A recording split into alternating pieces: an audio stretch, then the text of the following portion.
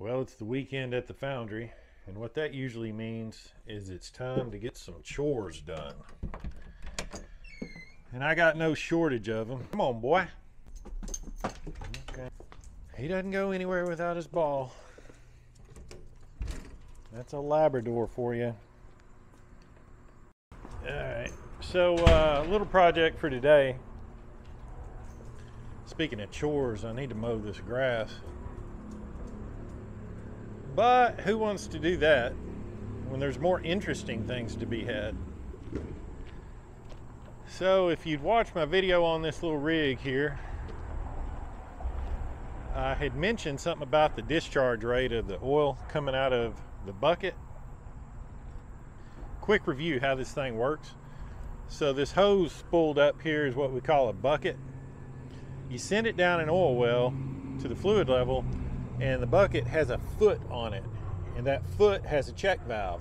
It actually fills the bucket from the bottom as it encounters the fluid in the oil well, as it's dropped into the fluid. And then the machine pulls it back up. This is the head, and it docks in the machine, and it uses air pressure to discharge the oil from the bucket into the reservoir. And then later, you know, when the reservoir is full, you pump it over to your tanker. So that's the gist of it. Issue I'm having is the thing is not discharging out of the bucket as well as I need it to. And I don't know if it's just because of that particular type of very thin gassy oil we were on that one well, or if it is my air pressure, which is generated by this pump. So what I thought I'd do to eliminate the pump is put a gauge on it. So the way this works is when the bucket docks, the computer kicks this pump on, pressurizes the bucket, like I said, but there's no reservoir.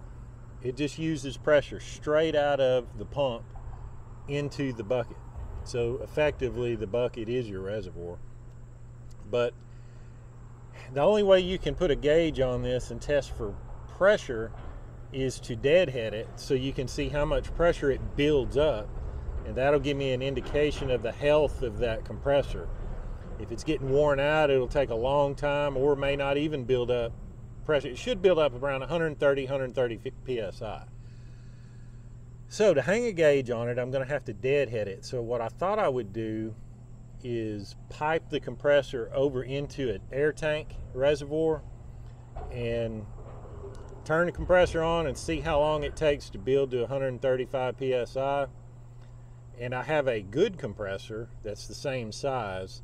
I'm going to do the same little experiment with it and compare notes. If this one takes twice as long to build up pressure as the other one, I know this one's kind of getting weak, and this is probably my problem. Probably my problem. Those problems. So I think we have a fitting. Oh, Pete's sake, that's heavy. We have got an air fitting in here right there. I think I can plumb right to that with an air hose, go out to a reservoir, and then just turn the thing on. But I'm gonna have to switch lines. This is the factory line. It's hard piped up to this fitting, but the previous owner bypassed the factory line with this larger diameter line, and he ran it into the back of the machine here, whereas the factory line is this hard pipe stainless tubing in through there. He was trying to get more flow to the bucket to basically solve this problem. But when he was having the problem, he was actually on a well that was just the opposite of what I've encountered. Whereas my oil coming out of the well that I was on was very, very, very thin and gassy, kind of thin oil. He was on a well that was extremely thick, like tar. And it was so thick he was having trouble getting it out of the bucket. So he was trying to get more volume. And that's why he put that hose on there. But I think pressure is really the ticket more so than volume. Pressure is what gives it that power to push that oil out of this. It's not like sandblasting or running a pneumatic wrench where you need a lot of volume. There's not a whole lot of volume involved. It's more pressure, I think. So anyway, I'm going to hook the factory hose back up and then deadhead it into a reservoir with a gauge, and we're going to see. That should tell us what's going on. Now, this has been off a while. There's a dirt dauber nest in there, so I may hook air pressure up to that and blow it out that way first to get my line clear, and then I'll hook the line up to the pump. We'll crank this rig up. I can actually operate the pump remotely from the computer, separate from the computer, with this switch right here. So I'm gonna go see what I got air fitting and hose and tank wise, and then we'll get to it.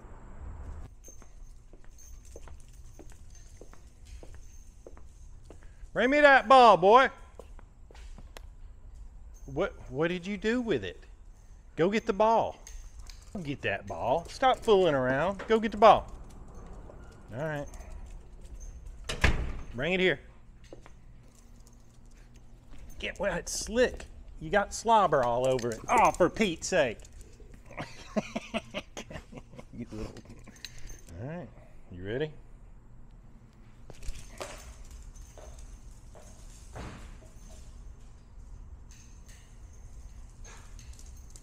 Yeah, now the ball's got crap all over it and he's choking on it. The life of a Labrador. The Labradorian. All right, I think I'm going to use this little compressor as part of our test. I should be able to take this hose that's hooked up to my manifold there and just hook it up to the rig, leave it off, leave this compressor off with the tank empty, turn the rig compressor on, watch my gauges, see how long it takes to build up to 130 psi. It's going to push through this regulator, which I don't know if this regulator will flow in both directions, but we're going to find out. And then it'll come through this pipe into the tank.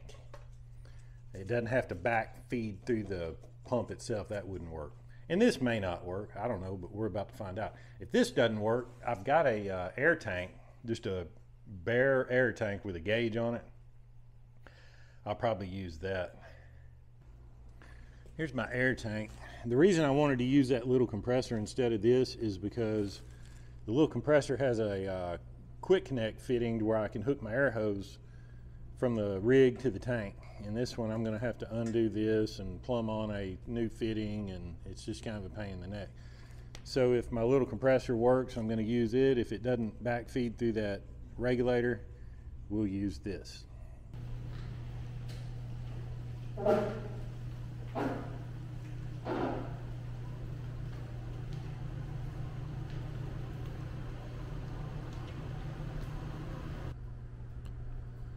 I decided to back it up in the shop, not because I enjoy working in low lighting conditions.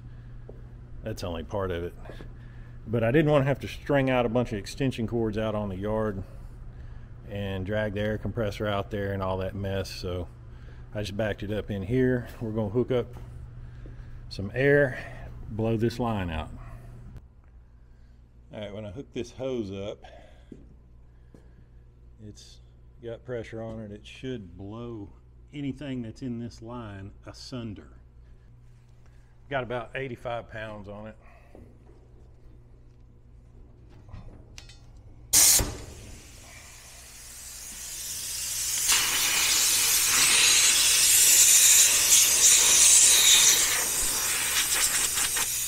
All right, we good. All right, now that our line's clear, I'm going to unhook this one, hook this one into the pump. We're going to turn this pump on, back feed into this compressor, and see how much pressure it builds and how fast.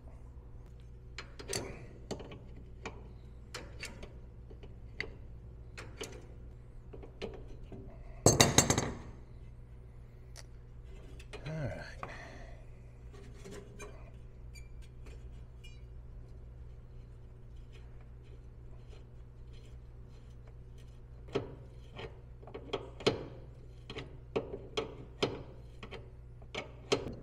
Okay, we're hooked up. I'm going to discharge this tank. It's got about 75 pounds in it, 70 pounds. I'm going to discharge this tank, and so we can get a good baseline. Crank that pump up, see if it has any trouble. Shouldn't have any trouble filling this tank to 130, 135 pounds in fairly short order. All right, we're hooked up. The compressor reservoir's at atmospheric pressure. And now we're going to fire up this compressor and watch our gauges. Now, if I had my 220 extension cord, I could just plug into the transformer on this rig. Or actually, I don't even need the transformer, do I? But anyway, I could just plug in to the wall, basically, and we wouldn't have to listen to this generator. But I've got an extension cord. I took the end off of it to use on a pressure or a steam cleaner, and so it's not handy. So I'm just going to crank up the generator and then turn on the pump that way. Let's see what we got going on here.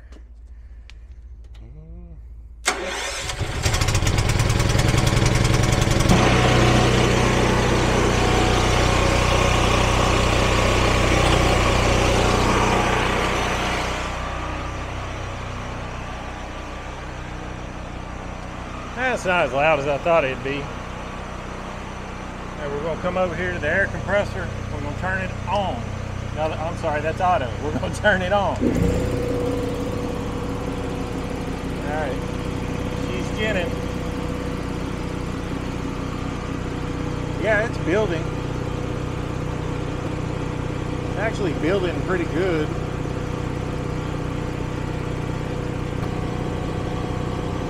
All right, we're about a minute in, and we're at 90 psi.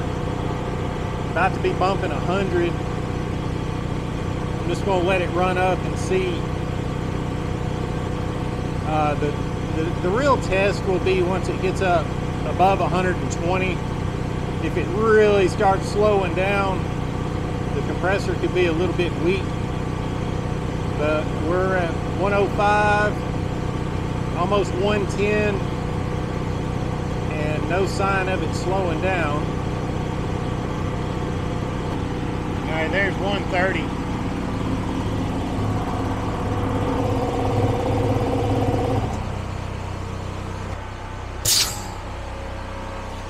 Oh man, would you just look at that? I got crude all over my hose.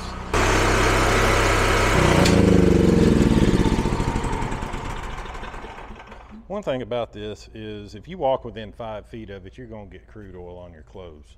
It's just a fact. It doesn't matter if you're just walking up there to turn a switch or push a button. If you get within 5 feet of this thing, you're getting crude oil on your clothes. No way around it. All right, so pressure test was good. We're at 130. And it took less than 2 minutes to fill that reservoir to 130 psi. I'd say that compressor's fine. Just to do a comparison, I'm gonna discharge the tank again, plug this compressor in. This is a comparable size. It's a little smaller actually. And then I'm gonna see how long it takes to fill itself. And if it goes to 130 in like less than a minute, then it's possibly that compressor's getting a little weak. But if it's in a comparable time range or maybe a little longer, then I know that compressor is in good shape.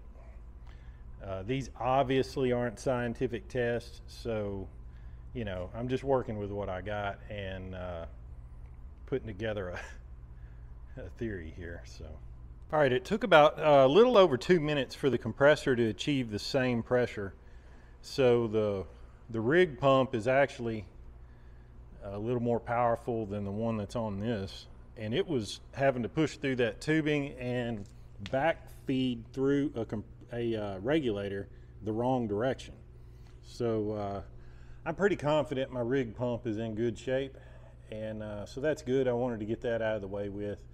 And my bucket I know is in good shape because I went through the valves on it, that check valve in the foot when I assembled this bucket, and the head's in good shape. There's no buildup in it, so that narrows down the potential suspects to just the type of crude oil I was dealing with was really thin. The only other part of the equation that I'm a little suspect of, there is a gasket up in there. It looks like a hockey puck. I got one. I'll show it to you. Let's just look at it, shall we? Let's see in here. Here's one. So this is what the bucket docks to. The head of that on that bucket seats in this right here. This is a proprietary, some kind of material. But anyway, they will get grooves worn in them from just over time from production, and they won't seal quite as well. The one that's in there has a good bit of wear on it, but it still seems to be sealing pretty good. But it does have some leak through, and you'll see air pushing oil up out of there. If you go back and watch my previous videos on this thing where I show when that bucket docks, you can see the air and oil mixture blowing out of there. A little bit of that is normal per the manufacturer. So it's not excessive, but it could be the culprit combined with that really thin oil. So if I get time, I might put this other puck in there. I call these pucks. I don't know what they call them, but I think it's just something I'm going to have to live with on that thin oil. It still gets the job done. It just takes a little longer to empty that bucket, and it never really fully gets it empty. It always leaves about 2 gallons in that bucket. And so what that means is it just kind of slows down your overall production rate. I like my production to be as fast as possible because it consumes less resources, such as running that generator and the fuel consumption. If I've got it hooked up to electricity at a well site, I'm a little less concerned about it. It doesn't really cost hardly anything more if the production's a little bit slower. And while I'm doing rig chores, one thing I'd like to address is this little automatic oiler. And what it does is it drip feeds. You can actually watch the drip through a little glass right there. And it drips oil onto this shaft.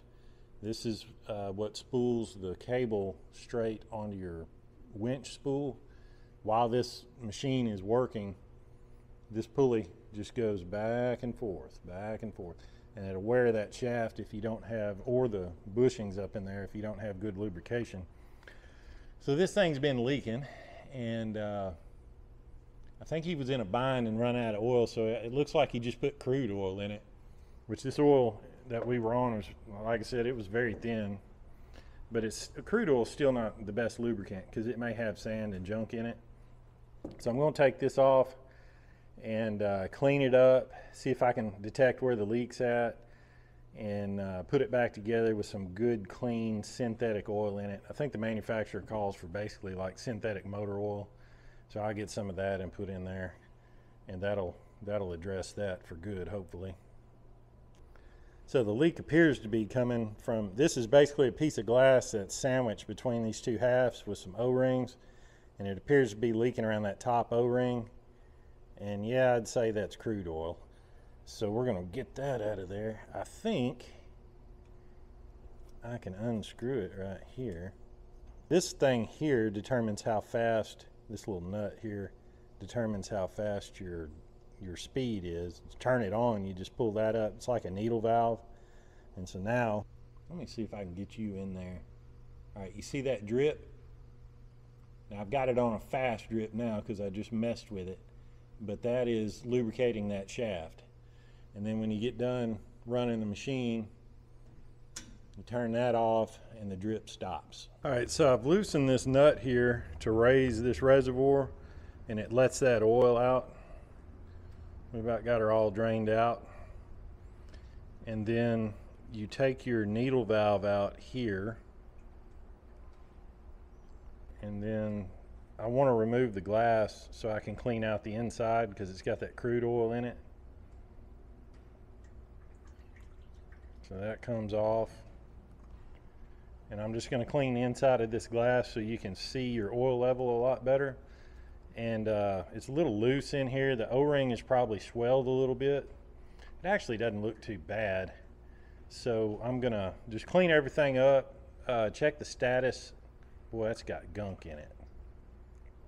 I'm going to clean this out. Yeah, see that gunk? That'll stop up that needle valve. It'll hang open even after you shut it off, and you'll lose your lubricant. There's the bottom O-ring, and then this mess here. I'm just going to clean all this up, carefully put it back together. Yeah, see, the O-ring wasn't seated right. It's bent. I don't know if you can tell, but yeah, I'm going to work on the O-rings, clean it up, put it back together, and put me some good synthetic oil in it and test it. I didn't see anything wrong with it. These O-rings are a little bit distorted, but they're not bad. The needle valve has a mark on it, but it's really not, I don't know if it's focused or not, but it's really not that bad. So I think it just needs to be cleaned, which I've just did, reassembled. I'm going to assemble the base, put the base on the shaft, and then assemble the rest of it up there on the shaft, and that would be super easy. And then we'll refill it through this cute little flapper here and test it out. All right, I'm putting a 20 weight synthetic oil in it. Ooh, getting a little overzealous there.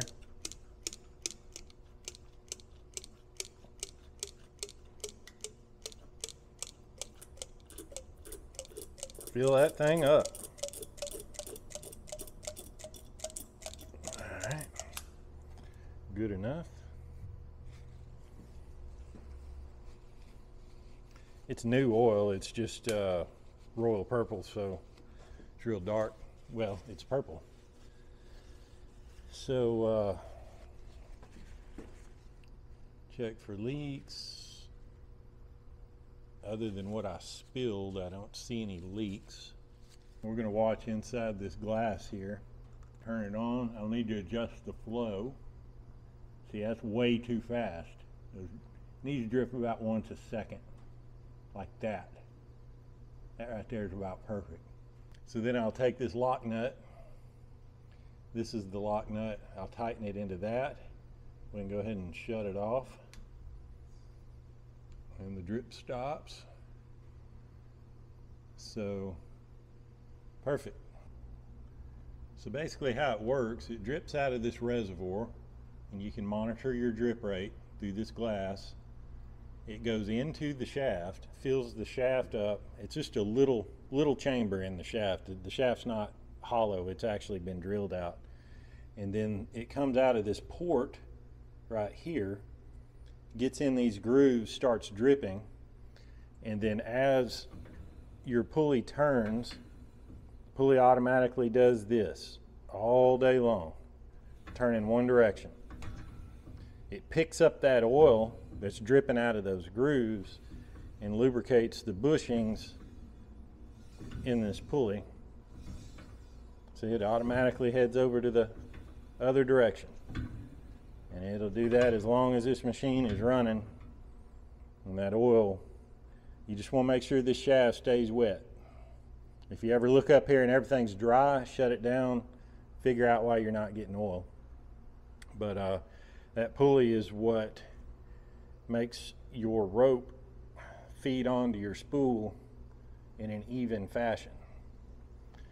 So that's out of the way with. And oh, I better turn it off. sit there and run all that oil out, and the feed stops. So that's working great. So I think, you know, I've looked everything over. I think the rig's ready to go to work. Before I get too crazy out on jobs, I'm going to address my tanker, and I haven't done a video on the tanker yet, so I'll be doing that. It's got an engine on it and a big gear pump. I'm going to crank that engine up, make sure the pump's working good. The only thing I know that I need to do before I start using it is put some trailer lights on it. It had lights at one time, but they're long gone, so I get some new trailer lights, get those installed. I do know it's got a collapsed leaf spring on one side, but I'm just going to roll with it for a while till I find me another spring and set on there. Or I might go a whole another direction with a tanker. I might actually put it on a truck and have a tanker truck. So there's a few things I might do coming up. So anyway, I think I'm just going to run it the way it is now, and if I get time, like I said, I'll put that other puck in there, and then we'll come back to this drawing board. But for now, I think I'm satisfied. My compressor's in good shape. That's good news. I didn't really want to have to buy another compressor because I'd need to figure out what brand this thing is, if it even is a brand. I don't see a tag on it. But I want the base mounting to be, if I replace it, I want it to be the same so I can just bolt in and go, you know, same size pulley, same size belt. Otherwise, I got to do some modification on the mounts there to set another pump in there. So that's all good news. And I'm going to get back to doing my other chores. If you want to see this thing in action, I'm hopefully going to have some production coming up pretty soon, and we're going to put it to work. We're going to go on a little oil scavenger hunt. We're going to go try to find a few wells and see if they have oil in them. So if you want to check that out, be sure to like, subscribe. See you in the next one.